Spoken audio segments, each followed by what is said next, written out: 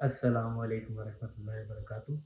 अल्लाहुम्मा सल्लि अला सय्यिदिना व मौलाना मुहम्मद व अला आलि सय्यिदिना व मौलाना मुहम्मद व सहाबिहि व बारिक वसल्लम। रब्बि इश्रह ली सदरी व यस्सिर ली अमरी वहलुल उक़दतम मिन लिसानी यफ़क़हू क़ौली। अस्सलामु अलैकुम वरहमतुल्लाहि वबरकातुहू। दोस्तों, अरमुग़ान हिजाज़ की किस्त नंबर 6 के साथ हाज़िर हूँ।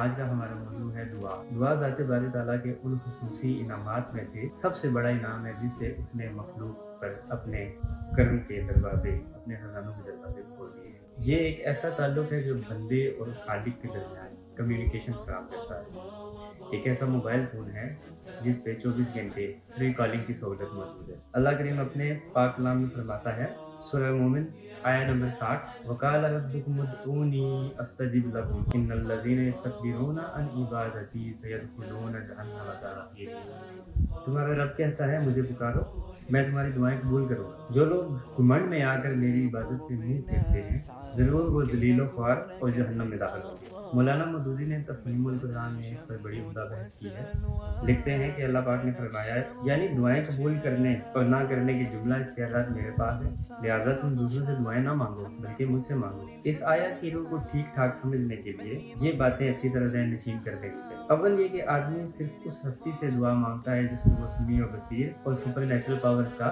मालिक समझता है, और दुआ मांगने का मुखर्रिज दरअसल आदमी का ये अंदरूनी एहसास होता है कि आलमी असबाब के तहत फितरी ज़राए व वसाइल इसकी किसी तकलीफ को रफ़ा करने या किसी हाजत को पूरा करने के लिए काफ़ी नहीं है। इसलिए किसी फोकुल फितरी यानी सुपर नेचुरल इक़्तिदार की मालिक हस्ती से रजू करना नागुज़ीर है। इस हस्ती को आदमी बेदेखे पुकारता है, हर वक्त, हर जगह, हर हाल में पुकारता है। खलवत की तन्हाइयों में पुकारता है, बावाज़े बुलंद भी पुकारता है और चुपके चुपके भी पुकारता है। दिल ही दिल में उससे मदद की इल्तिजाएं भी करता है। ये सब कुछ लाज़मन इस अकीदे की बुनियाद पे होता है कि वो हस्ती इसको हर जगह, हर हाल में देख रही है, इसके दिल की बातें भी सुन रही है और उसको ऐसी कुदरत मुतलका हासिल है कि उसे पुकारने वाला जहाँ भी वो उसकी मदद को पहुँच जाती है और उसकी बिगड़ी बना देती है। हाशिया नंबर 84 में लिखते हैं कि इस आयत में एक बात जो खास तौर पर काबिल तवज्जो है वो ये है कि दुआ और इबादत को यहाँ मुतरादिफ अल्फाज के तौर पर इस्तेमाल किया गया है, क्योंकि पहले फिक्रे में जिस चीज़ को दुआ के लफ्ज़ से ताबीर किया गया है उसी को दूसरे फिक्रे में इबादत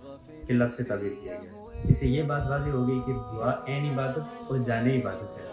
दूसरे ये कि अल्लाह से दुआ ना मांगने वालों के लिए घुमंड में आकर मेरी इबादत से मुंह मोड़ते हैं कि अल्फाज इस्तेमाल किए गए। इससे मालूम हुआ कि अल्लाह से दुआ मांगना ऐन तकाज़ाए बंदगी है, और इससे मुंह मोड़ने की माना ये है कि आदमी तकब्बुर में मुब्तला है। इसलिए खालिक व मालिक के आगे एतराफ़ अबूदियत करने से कतराना इस आयत में इससे सख्त तंबीह की गई है। नबी सल्लल्लाहु अलैहि वसल्लम ने अपने इरशादात में आयत के इन दोनों मज़ामीन को खोल कर बयान कर दिया। हज़रत नुमान बिन बशीर रज़ी अल्लाह तआला अन्हु की रिवायत है कि हुज़ूर सल्लल्लाहु अलैहि वसल्लम ने फरमाया, दुआ ऐन इबादत है। फिर आपने ये आयत तिलावत फरमाई जो ऊपर जिक्र की। इसे इमाम अहमद, इमाम तिरमिज़ी, इमाम अबू दाऊद, निसाई, इब्न माजा, इब्न अबी हातिम और इब्न जरीर तबरी ने अपनी अपनी कुतुब में रिवायत किया है। हज़रत अनस रज़ी अल्लाह तआला अन्हु की रिवायत है कि आप सल्लल्लाहु अलैहि वसल्लम ने फरमाया, अद्दुआउ मख़ुल इबादत, दुआ इबादत का मग़ज़ है। इसे इमाम तिरमिज़ी ने रिवायत किया है। हज़रत अबू हुरैरा रज़ी अल्लाह तआला अन्हु फरमाते हैं कि हुज़ूर सल्लल्लाहु अलैहि वसल्लम ने इरशाद फरमाया, जो अल्लाह से नहीं मांगता अल्लाह उस पर गज़बनाक हो जाता है। इसे इमाम तिरमिज़ी ने अपने जामे में रिवायत किया है। तो तफसीर से तो ये साबित हो गया कि ना सिर्फ अपनी मनचाही चीज़ों से हाथ धो बैठने का सबब दुआ से दूरी है, बल्कि इससे आदमी को अज़ाब का सामना भी करना पड़ सकता है। मिशकातुल मुसाबी की हदीस नंबर 2259 में नबी सल्लल्लाहु अलैहि वसल्लम ने क्या फरमाया ये देखते हैं। इसका तर्जुमा बयान कर रहा हूँ। हज़रत अबू सईद खुदरी रज़ी अल्लाह तआला अन्हु से रिवायत है कि नबी सल्लल्लाहु अलैहि वसल्लम ने फरमाया, जब कोई मुसलमान ऐसी दुआ करता है जिसमें गुनाह और कतई रहमी ना हो तो अल्लाह उससे 3 चीज़ों में से एक अता फरमा देता है। या तो उसकी दुआ फ़ौरन कबूल फरमा लेता है, या उसे इसके लिए आखिरत में ज़ख़ीरा कर लेता है, या फिर उसकी मिसल कोई तकलीफ़ उस इंसान से दूर कर देता है। सहाबा रिज़वानुल्लाह अजमईन ने फरमाया, तब तो हम बहुत ज़्यादा दुआएं करेंगे। आप सल्लल्लाहु अलैहि वसल्लम ने फरमाया, अल्लाह दुआएं कबूल करने में बहुत ज़्यादा है। इसे इमाम अहमद ने रिवायत किया है और इमाम बुखारी अपनी किताब अदबुल मुफ़रद में बयान करते हैं। इंसान जब कभी रब से मांगने जाए तो ये मत सोचे कि दुआ कबूल होगी या नहीं, بلکہ اس یقین کے ساتھ جائے کہ جس مال کے برتر وہ قادر مطلق سے مانگ رہا ہوں وہ قبول کرے گا، کیونکہ اس نے خود فرمایا ہے وہ انسان کے ساتھ گیمز نہیں کھیلتے۔ ہمارا مسئلہ یہ ہے کہ ہم دعا مانگنے کا سلیقہ نہیں جانتے۔ ہم دعا مانگنے کے لیے جن آداب کے ذریعے اللہ سے رجوع کرنا پڑتا ہے ہم ان سے بے بہرا ہے۔ کبھی کوئی آپ نے ایسا انسان دیکھا ہے کہ جس کے موبائل کی بیٹری ختم ہو اور وہ کال میں ڈالے؟ اس پوڈ کاسٹ کا مقصد یا اس کا مقصود آپ کو دعا کے آداب سے روشناس کرانا ہے۔ سب سے پہلا اور سب سے اہم عمل جو اجابت کے لیے لازمی ہے وہ ہے حرام سے بچنا۔ اب اس میں حرام کمائی بھی شامل ہے، حرام اعمال بھی شامل ہے اور حرام کھانا پینا، حرام لباس بھی شامل ہے۔ اس ضمن میں حضور کی ایک حدیث روایت ہے، حضرت ابی ہریرہ رضی اللہ تعالیٰ عنہ فرماتے ہیں قال رسول اللہ صلی اللہ علیہ وآلہ وسلم ان اللہ طیب لا يقبل الا طیبا وان اللہ امر المؤمنین بما امر به المرسلین فقال یا ایھا الرسل کلوا من الطیبات واعملوا صالحا وقال یا ایھا الذین آمنوا کلوا من طیبات ما رزقناکم ثم ذکر الرجل یطیل السفر اشعث اغبر یمد یدیہ الی السماء یا ربی یا ربی ومطعمہ حرام ومشربه حرام وملبسه حرام وغذی بالحرام وعنا یستجاب لذلک رواہ مسلم۔ ترجمہ ہے، حضرت ابو ہریرہ رضی اللہ تعالیٰ عنہ بیان کرتے ہیں رسول اللہ صلی اللہ علیہ وآلہ وسلم نے فرمایا بے شک اللہ پاک ہے اور صرف پاک چیزیں ہی قبول فرماتا ہے، اور اللہ تعالیٰ نے جس چیز کے متعلق رسولوں کو حکم فرمایا اسی چیز کے متعلق مومنوں کو بھی حکم فرمایا کہ رسولوں کی جماعت پاکیزہ چیزیں کھاؤ اور نیک عمل کرو، اور اللہ تعالیٰ نے فرمایا اے ایمان والو ہم نے جو پاکیزہ چیزیں تمہیں عطا کی ہیں ان میں سے کھاؤ۔ پھر آپ نے اس آدمی کا ذکر فرمایا جو دور دراز کا سفر طے کرتا ہے اور گندا بال اور خاک آلود ہے، آسمان کی طرف اپنے ہاتھ پھیلائے دعا کرتا ہے یا رب یا رب، حالانکہ اس کا کھانا حرام ہے، اس کا پینا حرام ہے، اس کا لباس حرام ہے اور اسے حرام کی غذا دی گئی، تو ایسے شخص کی دعا کیسے قبول ہوگی؟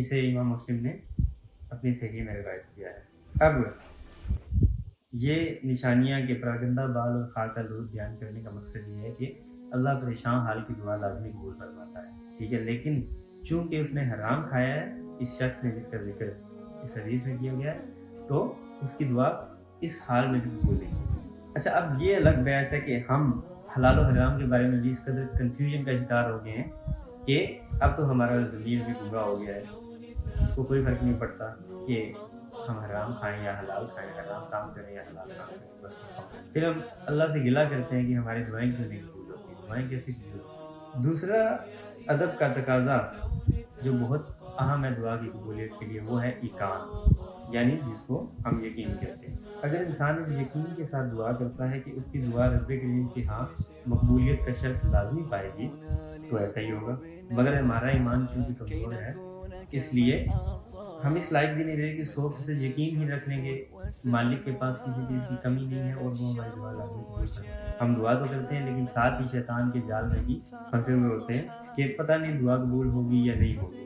اس صورتحال سے بچاؤ کا طریقہ یہ ہے کہ آدمی جتنا یقین اس کے دل میں ہو سکتا ہے، جو اس کے بس میں ہے وہ تو کر دے۔ یقین کے علاوہ آپ شک کو بھی دل و دماغ سے جھٹکنے کی کوشش کریں اور اسے چھٹکارا پائیں گے۔ شک دماغ سے دور ہوگا تو انشاءاللہ دعائیں قبول ہوں گی اور اس سے آپ کا ایمان بھی مضبوط ہوگا۔ تیسرا ادب کا تقاضا جو ہے وہ ہے صلاۃ السلام۔ دعا کے اول و آخر میں درود و سلام آقا کریم صلی اللہ علیہ وآلہ وسلم کی ذات اقدس پر ضرور پڑھیں، یہ از حد ضروری ہے۔ عمر رضی اللہ تعالیٰ عنہ فرماتے ہیں کہ بے شک دعا آسمان اور زمین کے درمیان موقوف رہتی ہے، یعنی معلق رہتی ہے، اس میں سے کچھ بھی آسمان کی طرف بلند نہیں ہوتا جب تک تم اپنے نبی صلی اللہ علیہ وسلم پر درود نہ بھیجو۔ اسے اس قول کو امام ترمذی نے اپنی کتاب میں بیان کیا ہے۔ درود و سلام خود بھی ایسی دعا ہے کہ باقی دعائیں مانگنے کی آپ کو حاجت نہیں رہتی، بلکہ وہ بن مانگی آپ کو پوری ہو جاتی ہیں، یعنی مل جاتی ہیں۔ میں ذاتی طور پر 3 بار دعا کے شروع میں اور 3 بار دعا کے آخر میں درود شریف اور صلاۃ السلام پڑھتا ہوں۔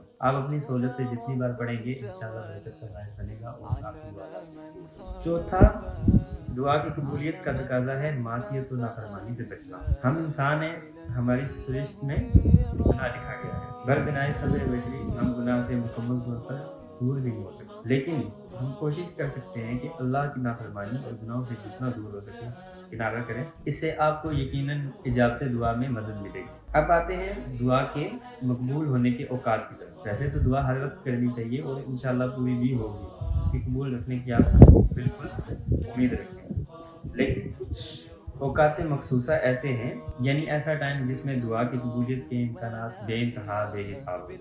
इनमें दुआ करने की कम अज़ कम हर इंसान को लाजमी कोशिश करनी चाहिए। रात का तीसरा पहर इन औकात में से ऐसा है जब खुदा ताला पहले आसमान पे तशरीफ फरमा होते हैं और फरमाते हैं कि मैं बादशाह हूँ, कौन है जो मुझे पुकारे तो मैं उसके पुकार सुनूं, कौन है जो मुझसे मांगे तो मैं उसे दूं, कौन है जो मुझसे मगफिरत तलब करे ताकि मैं उसे बख्श दूं। वो बराबर इसी तरह फरमाता रहता है यहाँ तक कि फजर की रोशनी हो जाती है। ऐसा जामे तिरमिज़ी की हदीस में आया है। मगरिब से कुछ पहले का वक्त इजाबत दुआ के लिए बहुत अच्छा है, यानी मुनासिब है। इसके अलावा जुमा की रात यानी जुमेरात का दिन डूबने से लेकर जुमा का दिन चढ़ने तक इंतहाई अहम वक्त है, जिसमें इंसान की दुआएं इंशाअल्लाह लाजमी कबूल होंगी। बुध के दिन ज़ोहर और असर के दरमियान का वक्त इजाबत दुआ यानी कबूलियत दुआ के लिए बहुत अहम है। हुज़ूर नबी करीम सल्लल्लाहु अलैहि वसल्लम ने ग़ज़वा अहज़ाब के मौका पर कुफ़ार से जंग में फ़तह की दुआ इस वक्त में की थी। इसमें एक ऐसी घड़ी आती है जिसमें दुआ लाजमी कबूलियत की पाती है। हमें इस पूरे वक्त के दौरान यानी हर हफ्ते बुध के रोज़ ज़ोहर से लेकर असर तक हमें खुसूसन दुआ का एहतमाम करना चाहिए। इसके अलावा रमज़ान का पूरा महीना खुसूसन लैलतुल क़द्र, निस्फ़ शाबान की रात, इसरा वल मेराज की रात और ईदैन पे मांगी गई दुआएं इंशाअल्लाह लाजमी कबूल होंगी और इनमें बरकत का सबब होंगी। हदीस शरीफ में ये आया है कि आया करीमा के नाम से जो मशहूर आया है कि ला इलाहा इल्ला अंता सुब्हानका इन्नी कुन्तु मिनज़ ज़ालिमीन, ये पढ़ने से आपके दिल में मांगी बिन मांगी हर दुआ कबूल हो जाती है। वो दुआएं जो आप अपने आमाल या माल के सदक़े में मांगे, यानी अपने माल को गिन के या अपने आमाल को जो आपने अल्लाह की राह में किए या अल्लाह की राह में जो माल सदका किया उसको गिन के कि अल्लाह पाक ने ये काम किया मुझे मेरी दुआ कबूल करना, तो अल्लाह पाक ऐसी दुआ को लाज़मी कबूल करता है और इसमें इंतहाई असर होता है। इसके अलावा नबी करीम सल्लल्लाहु अलैहि वसल्लम ने तकरीबन हर मौका के लिए हमें दुआएं सिखाई हैं। हदीस की किताबें बड़ी पढ़ी हैं। इसके अलावा पुरानी दुआएं भी बहुत ही ज़्यादा ताकतवर और बरकत का ज़रिया बन सकती हैं, तो इंसान को मसनून दुआएं और पुरानी दुआएं लाज़मी माननी चाहिए। दोस्तों, ये मौजू बहुत वसी है और वक्त की हमेशा कमी रहती है, किल्लत रहती है। इस सिलसिले में मैं एक बात वाज़ेह करता चली कि अभी तक हमने जितनी चीज़ों को मौजूद गुफ्तगू बनाया है उस पर गाहे बगाहे दोबारा भी बात होती रहेगी। ऐसा नहीं है कि एक वीडियो बनाने के बाद अब दोबारा उस पर कभी बात नहीं, इंशाल्लाह वो आहिस्ता आहिस्ता आती रहेगी। ये सीरीज़ जो अभी तक जितनी वीडियोस मैंने की हैं, इन सब का करने का मकसद ये है कि आपके ज़हन में थोड़ा थोड़ा खाका बन जाए, बुनियाद बन जाए, उसके ऊपर फिर आहिस्ता आहिस्ता जैसे जैसे अल्लाह पाक मेरे ऊपर करम करेगा, मुझे इल्म से नवाजेगा, मैं आप तक पहुँचा दूँगा इंशाल्लाह। एक रिमाइंडर है कि रजबुल मुरज्जब का महीना स्टार्ट हो गया है और इस महीने में ज़्यादा से ज़्यादा इस्तिग़फ़ार मांगें। ये अल्लाह के नज़दीक बहुत ही इज़्ज़त वाला, बहुत ही बबरकत महीना है, तो